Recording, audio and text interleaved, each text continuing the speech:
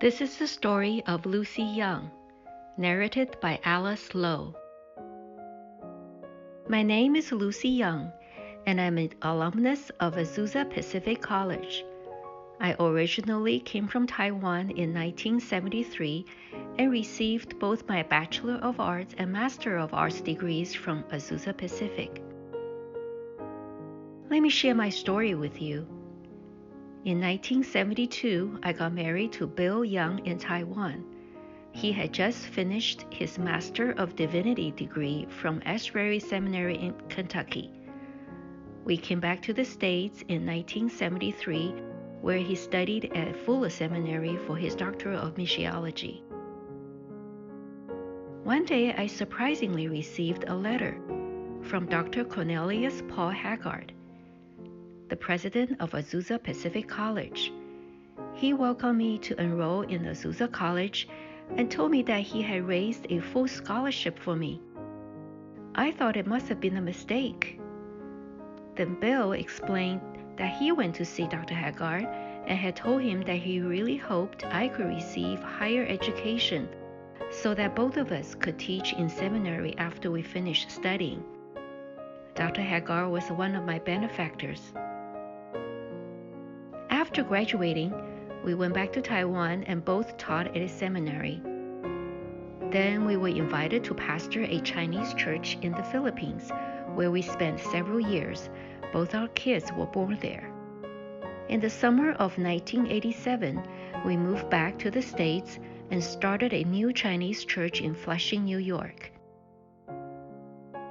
In 1988, I was diagnosed with stage 2 breast cancer and celebrated my 41st birthday in a famous cancer hospital with my husband and 2 kids. After they left, I prayed to God for 2 things. First, to have a chance to write a book about my breast cancer journey. Second, to possibly establish a Chinese breast cancer support group. God's answers went beyond my thoughts and expectations. 2 years later, I met a lady for the first time at a conference. She owned a publishing company. She told me she was looking to publish a book authored by a Christian cancer survivor about her personal story. I said, "That's me." I had actually been working on a manuscript about my own story. With her help, my book, Those Days, was published in 1991. She did not ask me for a penny. I also wrote several articles about my second wish, establishing a Chinese breast cancer support group. To my astonishment, I received many feedback letters in support of my idea.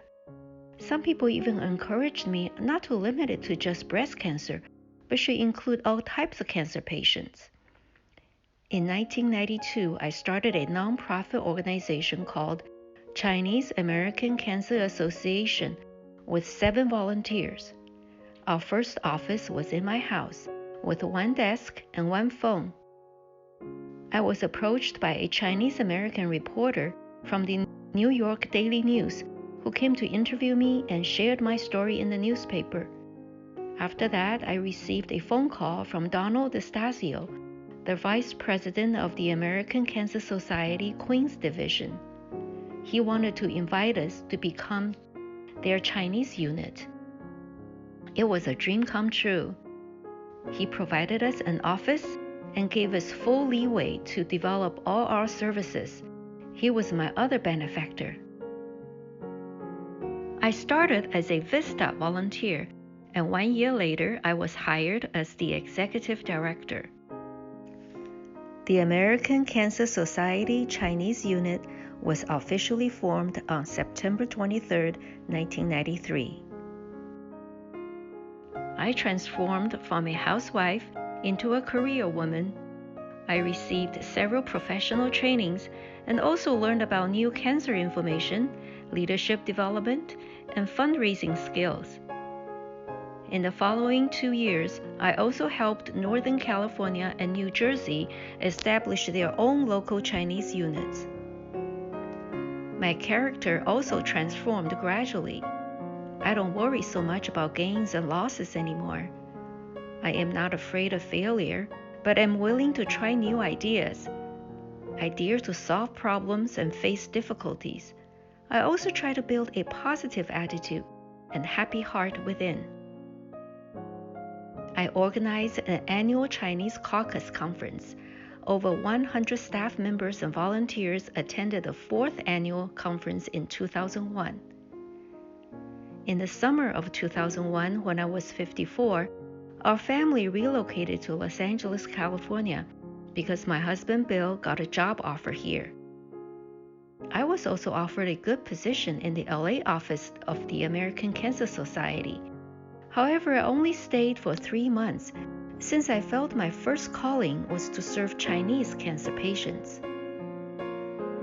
The day I submitted my resignation, I also read an article in the newspaper Herald Monthly. The Chinese Christian Herald Crusades had purchased a new property in San Gabriel, California. I picked up my phone and called its director, Reverend David Lee. Then a huge miracle happened.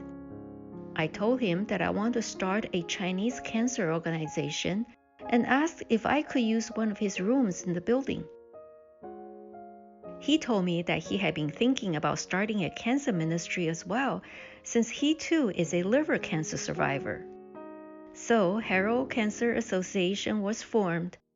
I really appreciate Reverend Lee for giving me this opportunity to fulfill my dream. He too is my benefactor. A couple of days later, I received another phone call from Miss Donna Lin, the Executive Director of the American Asian Senior Service Center in Orange County, California. She told me they had just received a 5-year grant to develop cancer services within the Chinese and Korean communities, and she would like to invite me to serve as the project director. So, starting from February 15, 2002, every week I worked 3 days in Orange County and 2 days in Los Angeles. The Chinese cancer services grew with each day. Those days were busy but productive, and I was very happy.